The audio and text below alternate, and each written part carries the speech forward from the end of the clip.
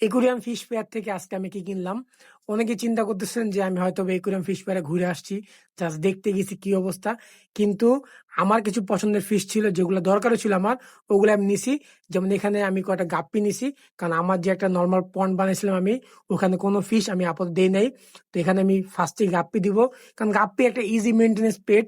এটা আপনি চাইলেই মেনটেন করতে পারবেন। এটার জন্য আপনার মানে কোনো রকেট সায়েন্স লাগবে না, কোনো হাই মেনটেন্স কিচ্ছু লাগবে না, অক্সিজেন ফিল্টার কিচ্ছু ছাড়াই আপনি এটা ম্যানেজ করতে পারবেন। এই জন্য আমি গাপ্পি নিছি। আর ওদের কিছু খাবারও নিয়ে নিছি আমি। এখানে অনেক ধরনের খাবার ছিল। ওদের এখানে ব্রেন শিম্প ছিল, তারপর নর্মাল যে খাবার ওগুলো ছিল। আর এটা আমাকে গিফট দিছে, এটা কিভাবে ইউজ করতে আমি জানি না।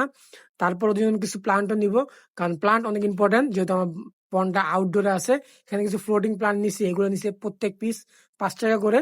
আর গাপ্পি মাছের জন্য মেন হচ্ছে গাপ্পি গ্রাস। এই গাপ্পি গ্রাস দিলে ওদের ব্রিডিং ভালো করে, মানে ভালো থাকে। আর লাস্টে আমি এটা ফ্লেক্স নিছি, এটা গাপ্পি খুব পছন্দ, এই জন্য নিছি।